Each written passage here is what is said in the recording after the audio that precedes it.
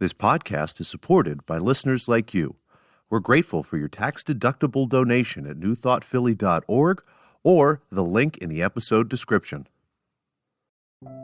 A practical prayer is a prayer that works. These discussions between Reverend Bill Marcioni and Carol Lawrence dive into the details of how it works and how to work it. Reverend Bill is a New Thought minister and the author of Practical Prayer for Real Results. Your new life begins with a new thought. Carol Lawrence is on a spiritual quest, finding the New Thought teaching after decades on the pulpit in 3 different traditional denominations. I've got some questions. Together, they're exploring the philosophy and activities that come together from many of the world's religions to create the practical spirituality that is New Thought.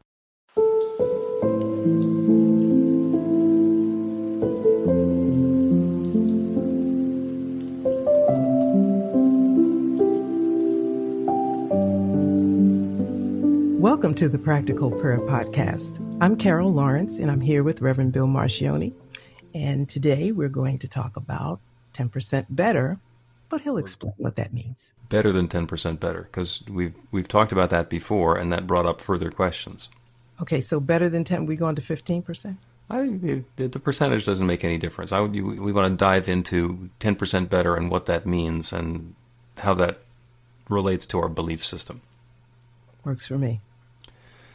So the notion of 10% better is a technique that we have for understanding that I'm having the situation in my life that I'm having, whatever it is that I'm going to be doing a practical prayer for. And it's the first of the 4 questions. Am I happy with the experience of life that I'm having now? And if the answer is yes, then I could just pray for peace of mind. Or I don't even have to do a prayer at all because I'm already happy with where I am. Pray for continuation. If the answer to that is no, the second question is, what experience do I want to be having instead? So now there's a gap between the experience that I'm having and the experience I want to be having. So the prayer is going to be to move from point A, where I am now, to point B, where I want to be. And that can be huge or it can be small. And at some point, there's going to be the edge of my belief system. So I'll use the example of money, because it has numbers attached to it. So, for example, it's a job. So I want to have a job that pays $75,000 a year. And I don't have that now. I've been having jobs that pay $60,000 a year, and I really want to have that increase happen.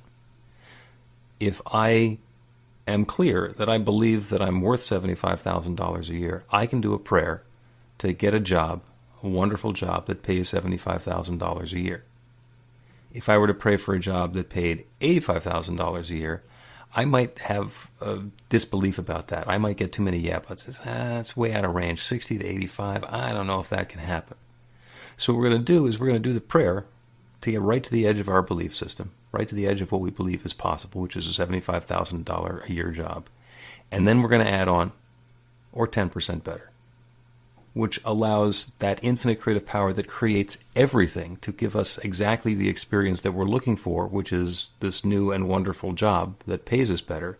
But it doesn't have to stop at $75,000. It can actually go over.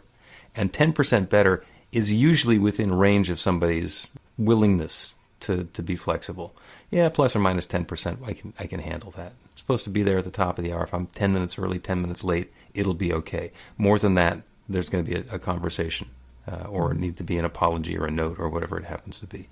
So the idea of 10% better is that I can step all the way to the edge of what I believe is possible and then let the universe, that infinite creative law, add on.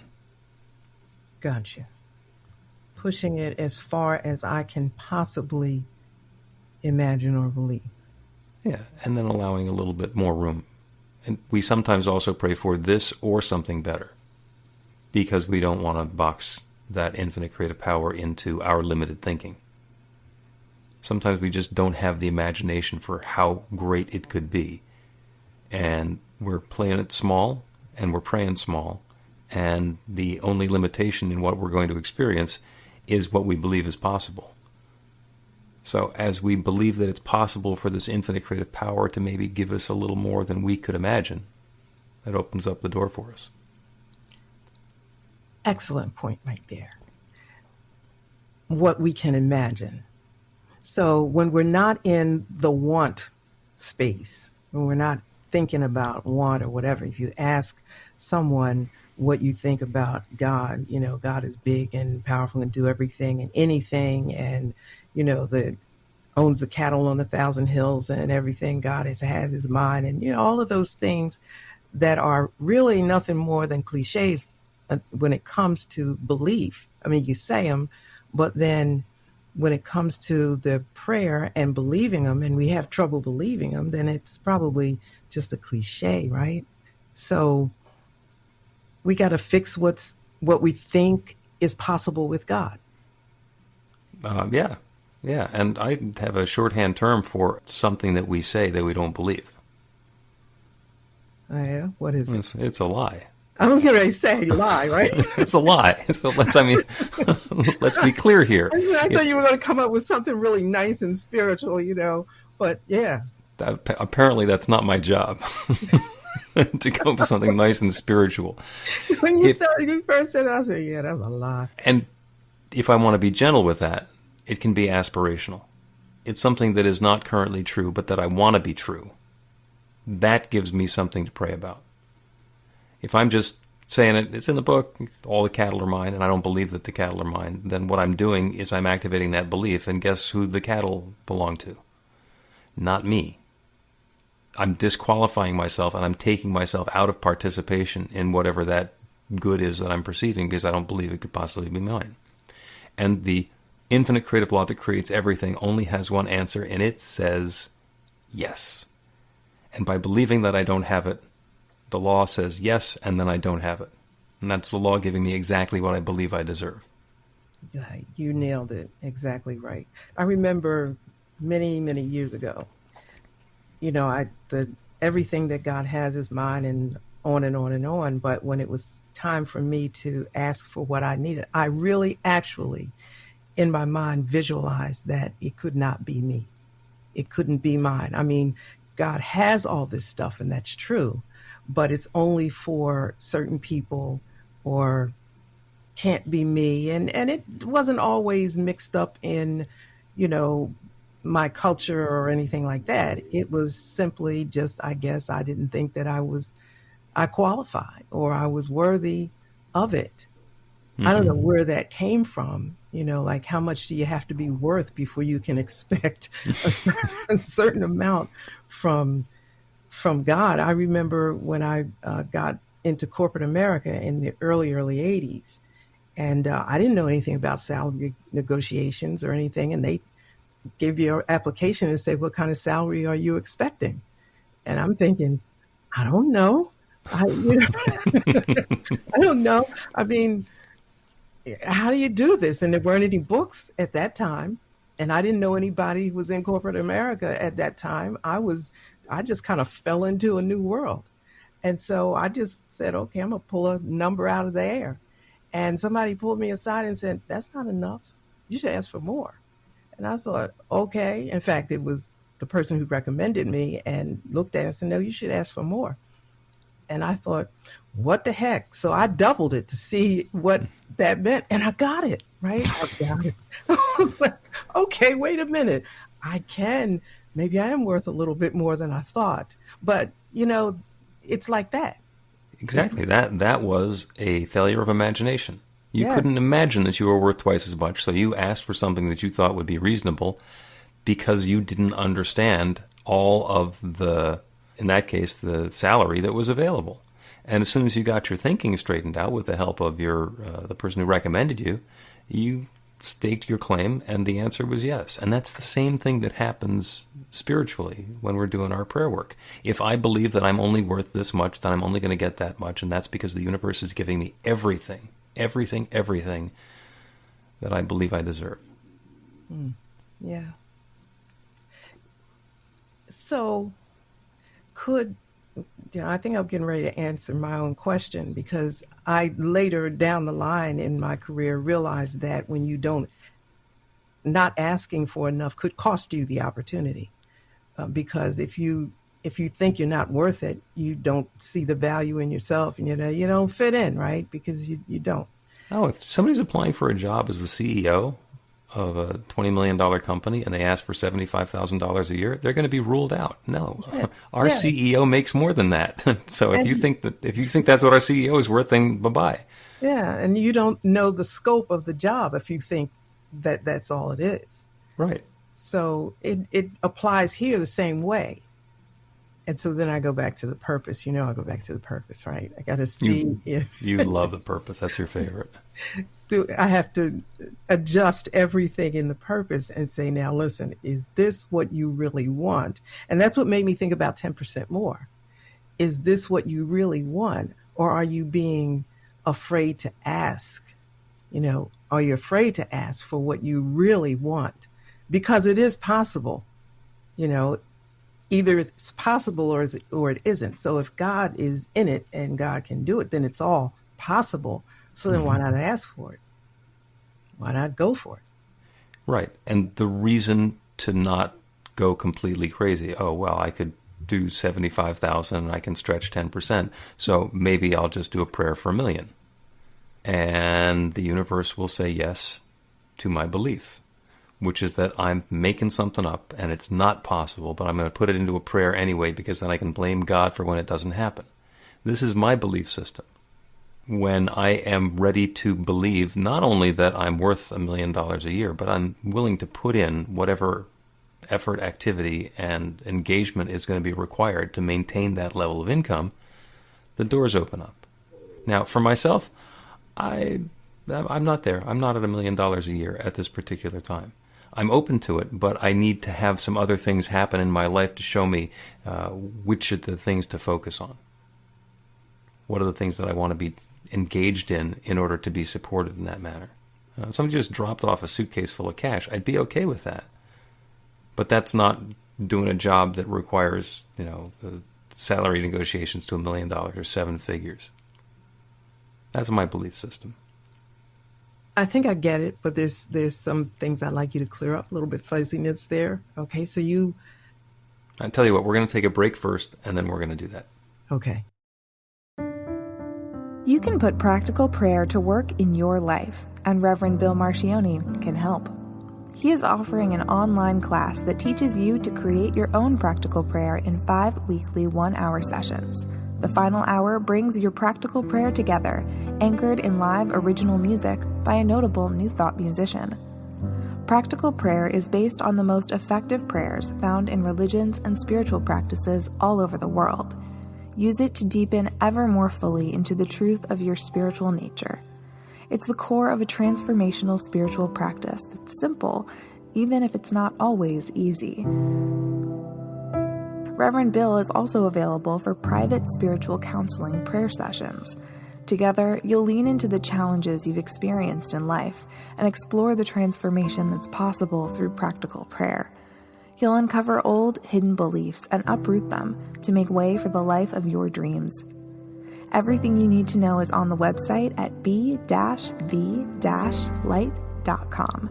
That's b-the-light.com.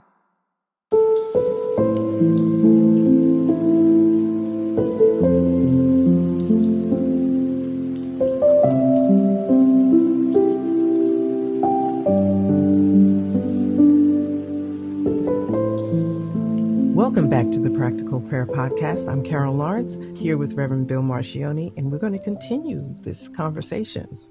You were saying you could ask the universe, you could ask Spirit for $1 million, but right now you're not there. Could you say that a little bit more? Because people want 1 million. I'm saying 1 million, but everybody's talking billions now. But I was talking about $1 million a year. That was like annual salary. Okay.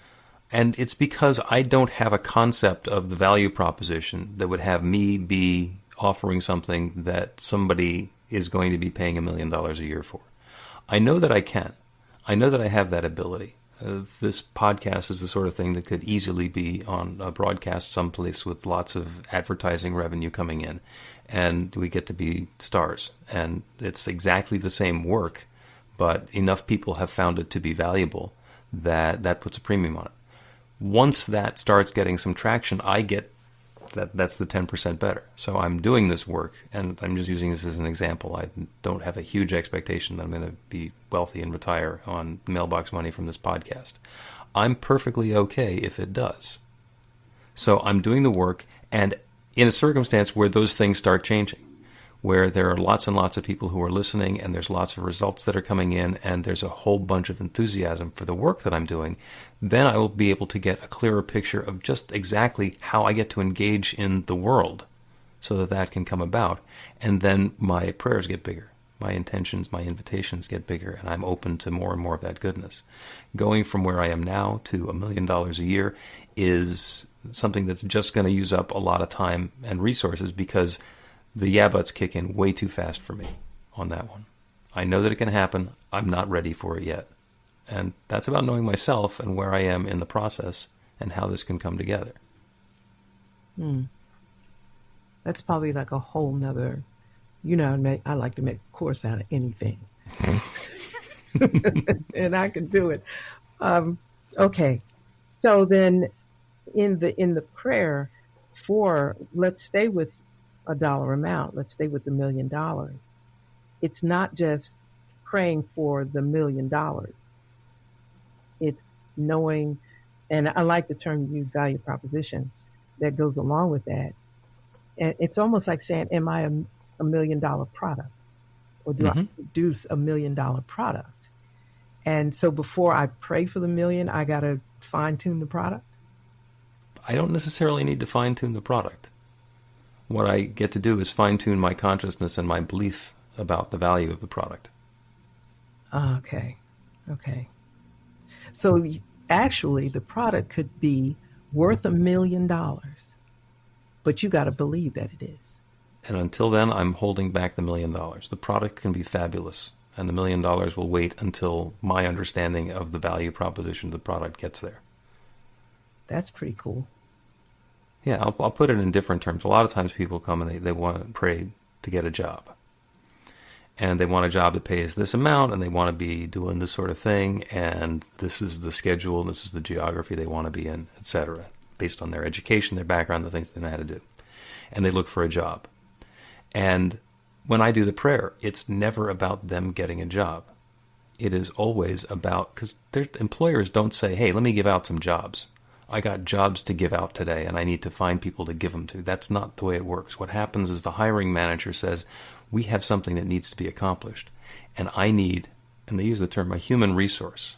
I need a person who can take this responsibility on and execute on what needs to be done so that the company and the product and the work and the customers and everything else can fit together in a way that brings in revenue and supports everybody and lets the company grow. So the prayer that we do is for the person who wants the job to be that resource.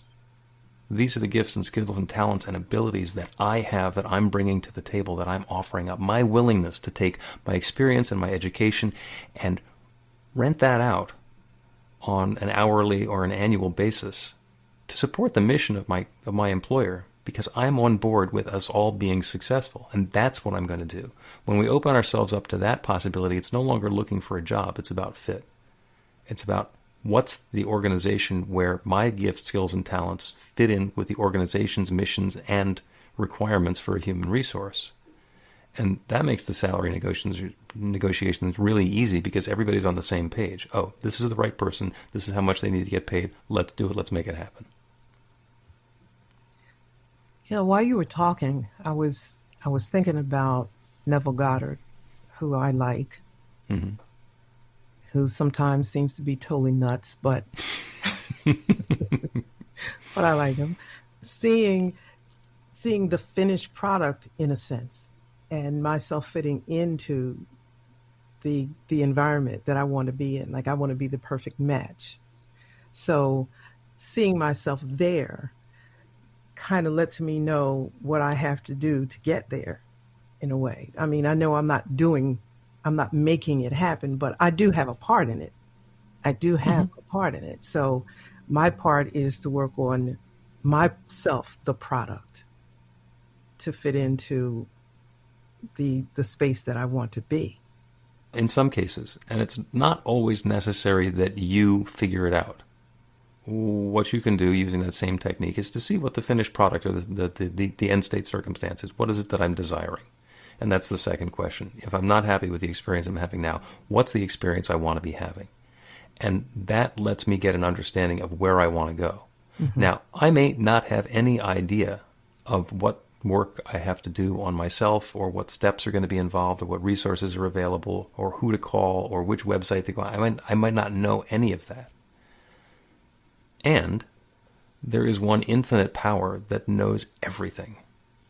That divine mind of God, that infinite intelligence, shares itself through all of its creation. So everything that is known in the mind of God is available everywhere. So I don't need to figure it out myself by putting two and two together in my daily life. I can understand what the destination is going to be. I can go into prayer. I can open myself up to new possibilities. I can let go of any disbelief that I have. And then suddenly the phone rings, and it's a friend of mine saying, hey, there's this guy who's looking for somebody, and I think you'd be a really good fit. The number of prayer work stories of wonderful results that start with, I was just sitting there, and then all of a sudden out of the blue, the phone rang, and of course, unless you've scheduled a call, that's always how the phone rings. But it makes it so dramatic. I was just sitting there, and then out of the blue, the phone rang, and somebody offered me whatever. I see that. Absolutely, I do. But you said there's not always something that we need to do. And so, this is Carol, right? This is me. Mm-hmm. And this is a comfort area. This is a comfort zone that I have for myself. I believe that everything that we need to know is out there in the mind of God. Mm-hmm. I agree with you. That means everything is accessible to me, accessible and available to me. I may not have it, but it is available. Mm-hmm. So when I use the technique that you are teaching for practical prayer, I have learned to take that belief of mine where everything I need to know is available. And I've learned to what I call go out there and get it. Mm-hmm. Or if not get it, open myself up so that I receive it or I recognize what's already there in front of me or around me. And when that happens, I need to do something with what just came to mind, or what just came up. Sometimes I need to brush up on something, and thank God now we have YouTube. So if you need something in a hot minute, you can go figure, the information is there, you can go get it. And that's like maybe 5 minutes before I began to pray, I didn't even know what I didn't know. And it right. came to me that now I know it, go to YouTube and you get it. That's this kind of stuff that I believe, I don't want to gloss over that there are things that happen and we participate in it. We got to pay attention if nothing else, mm-hmm. because I would love to have the phone ring right now today. What is this, August 26th? It would be great if that phone would ring today, twice. But and maybe this is but I don't know. You think you have work to do.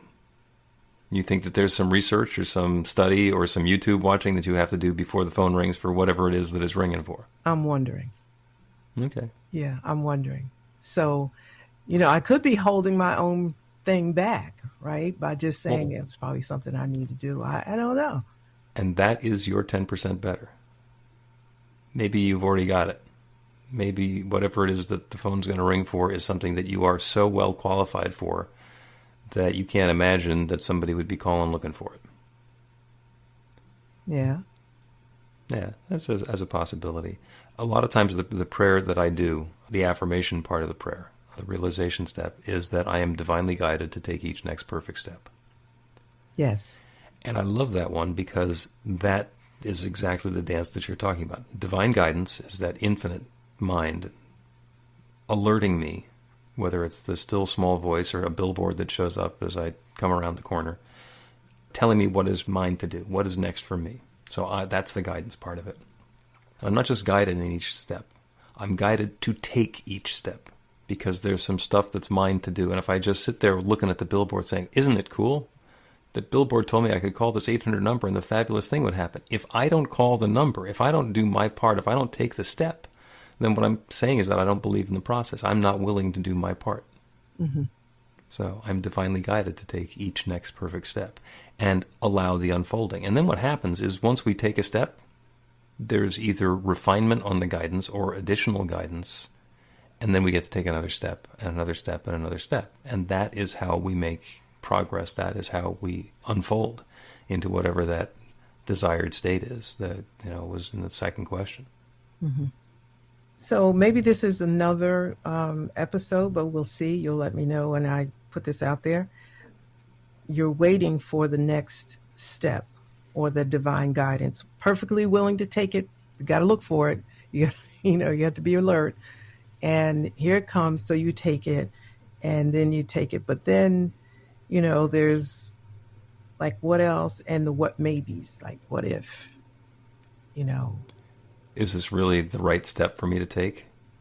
Was that the still small voice of God, or was that my ego doing an impression of the still small voice of God? Yeah, all that stuff. Yeah, okay. Well, and that's a very real question, because sometimes we sit in meditation, we do the prayer for that divine guidance, and we get an idea, and it seems like it's a really great idea. We're figuring out how it's going to work together, and later on we find out that was just our ego saying, this is how I want it to go. And that voice can sometimes sound like that still small voice of the infinite. So the thing to do, interestingly, with that is resist. So, okay, I've got this brand new half-baked idea that I'm really enthusiastic about. Let me try not doing that for a little while. Let me try continuing the prayer to be open to guidance. Because if it's actually guidance, it'll show up again. And if it's some ego-expressed half-baked idea, your ego will probably change its mind to come up with something different, and it'll go away. So a little bit of resistance at that particular time when we're looking for this guidance. If that's spirit calling, the spirit will call back. Yeah, it's infinite. It's got time. That is so great.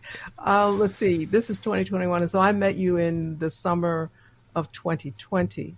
So here's my question: where were you in like 2015? When I could have used those words you just said. And I hope this might be helpful to some people. You want to be spirit-led and respond to everything you think that you can do. And I could wake up in the morning and I would have a new idea every morning. It's like maybe 4 or 5, which one you want to do.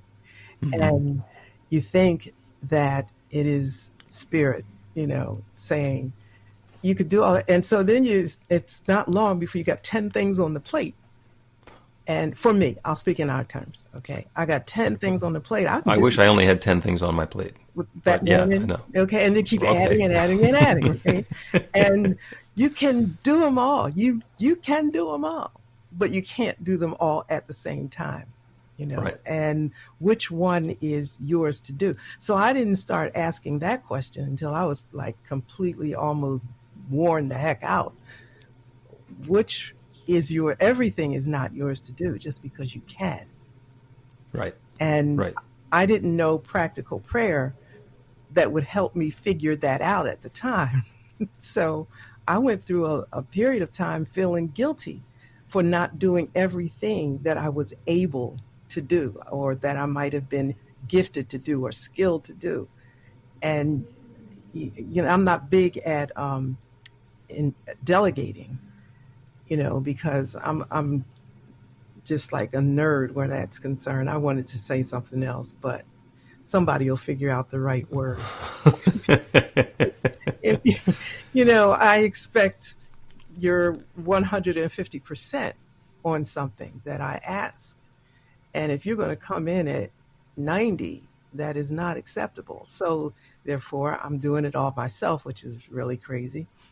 And then I like throwing up my hands. Look, I can't do all this stuff. I don't know what to do, and blah, blah, blah. Now I'm mad at God because you're not sending enough instructions down here. The pithy saying describing what you're talking about is you can do anything, but you can't do everything. Mm-hmm. And that's where the guidance comes in. Not what is the sum total of everything I'm going to accomplish in my life, but what is mine to do next? What is mine to do now? In 2015, I was already doing this stuff. We had the meetup, we had the website, we had the e-newsletter. It is completely possible that you could have found me in 2015. It's good that you found me when you did. The timing is working out, I think, really well. Letting go of the frustration of how valuable this might have been to have a 5-year head start. If you were to take it back to where was I in 1995, it's like I didn't know any of this stuff then. I was not ready. And you were already bristling a little bit at some of the stuff that the traditional religion was giving you, but not ready to make a break yet. So we've been getting closer and closer and closer for this to have happened. And I'm not gonna second guess the infinite about why or why not. Eventually that will be revealed to us, maybe. And the number of times that we almost intersected, or perhaps even did but didn't notice it along the way, which will then come up being rather comical. Because I found that that's happened in a lot of experiences. Can tell some anecdotes, but I'm not going to. Let us take a break, and when we come back, we're going to do a prayer for our perfect work. Oh, that sounds great. It sounds exciting, actually. Learn to put practical prayer to work in your life. The steps are simple to learn and let you begin to get real results to create the life of your dreams immediately. Reverend Bill Marcioni's widely acclaimed book, Practical Prayer for Real Results, gives you a clear summary of the New Thought principles behind practical prayer and the series of easy-to-understand steps found in the most effective prayers from religions and spiritual practices all over the world and throughout history. Practical prayer is not a replacement for your religion or practice. It's a technique to make the work you do in consciousness even more effective. The book includes 40 prayers on various topics that you can adapt as needed and use as your own. Practical Prayer for Real Results is available in paperback, Kindle, and audiobook on Amazon or at b-the-light.com. That's b-the-light.com.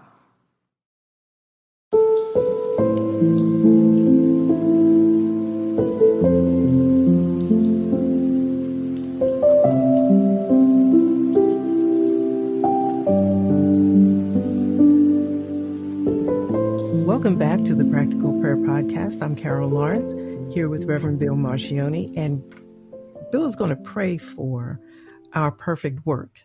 And I said that was interesting, but that's not the right word. That is exciting. Exciting. It is. It's exciting. Like, I'm already excited to hear the prayer, and my mind just actually went into this afternoon because it just really flipped right into this afternoon because I'm going to know what my perfect work is because I got a few things laid out. And I'm going to know what the perfect thing is, and I'm getting on it this afternoon. So go for it. All right, here we go. This is our prayer for our perfect work. And work is not necessarily the same as our job, and it's not necessarily tied into our finances and our experience of prosperity. It is completely possible for us to have our work be the way that we express ourselves creatively in the world, and to have our job be something different. In a lot of cases, what we want to do is get those in alignment. But the work, and especially for people who are supporting a lifestyle by doing what they're doing during the day, it is completely possible for our work to support us completely. Whether that's financially, or emotionally, or spiritually, or in our relationships, whatever it happens to be. So the prayer in our perfect work is to acknowledge and understand that we have these skills, these talents, these gifts, these unique attributes that make us who we are. And everybody has a different combination. Everybody is perfect in their own specific and unique way. So the prayer for perfect work is about understanding what those gifts and talents and skills are, and then open ourselves to an opportunity to share those and be supported in sharing those gifts in whatever way is going to be helpful to our lifestyle. And that might be by being able to feed the homeless, because that fills and feeds us, because we don't have a concern about money for ourselves. Or it might be in having a wonderful opportunity to go to a job where I have fabulous colleagues and a wonderful mission for the company, and I'm able to support newness coming into being, and I get nicely compensated for that. The service industry, it can be somebody who's waiting tables or even collecting trash. It doesn't need to be a drudge. It can be an opportunity. I can say my job is going around and picking up trash that other people have left lying around. Mm-hmm. Or I can look at that same job and say, my gift is the time and the willingness that I have to do this. I am supported by being able to help keep our neighborhood and our community clean, and I get to spend my days outdoors, which I love. Two different approaches, exactly the same activity. So when we start the prayer, we turn our attention away from the specifics of the circumstances that we're living in and turn our attention to that infinite creative power that creates everything, that one divine mind that knows everything, the one that started by saying, let there be. And the creative law responds to that, and there is. The response is yes, and there is. And everything that exists is that one infinite intelligence, that one divine presence, that power, that substance, expressing itself, sharing itself, revealing itself in different ways. Everything that exists everywhere is that divine presence taking particular form.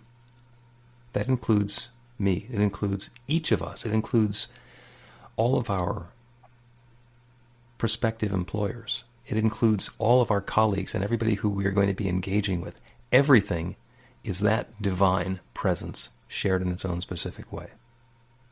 That's true of everyone who's listening to me right now. And so I know that we are each divinely guided with the awareness of our specific gifts and skills and talents and abilities and willingness and openness. We are each divinely guided in the way that we can share those gifts in a way that brings good and prosperity and harmony and joy and connection and depth and creativity into our lives. That's what's unfolding now. That infinite creative power that creates everything is allowing and enabling and uplifting us to create something new and wonderful by sharing those gifts that we have, by allowing us to connect with an employer or with a client or with an opportunity or with an organization or with whatever it is that's going to be uplifting for everyone involved. And it's not about getting a job to get something from somebody else. Even a high-paying job is an opportunity for an organization to get those gifts and skills and resources and talents to make something happen. Everybody wins. Everybody wins, and this is how our perfect work is showing up. I'm grateful for it. I'm grateful for the wonderful way that these stories are coming about. I'm grateful for the experiences of each one who is listening to me now. And I'm grateful for the connections that happen to allow these gifts to be shared and for this light to shine and to allow that divine presence to reveal itself even more richly and fully and wonderfully. And so with gratitude for this good and more, I speak this word of intention and I release it into that creative law that has always said yes, and know that it is already saying yes. This good is already underway. The gifts given and received. The circulation's underway. And I let it be. And so it is. Amen. And so it is. I'm still excited because my mind went to this afternoon, so there must be something there. Yeah, well, you'll text me when you find out what it is. You know I will.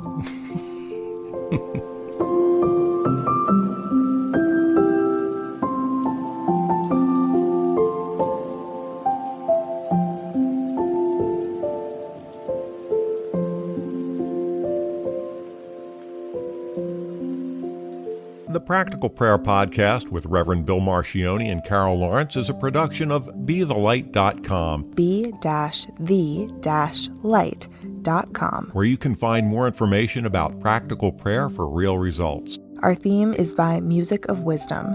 You can learn about the spiritual community of New Thought Philadelphia with daily guided meditations, Weekly celebrations of spirit, and Reverend Bill's classes in practical spirituality at newthoughtphilly.org.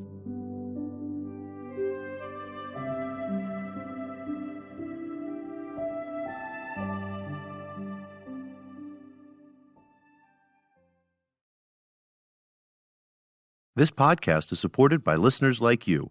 We're grateful for your tax-deductible donation at newthoughtphilly.org or the link in the episode description.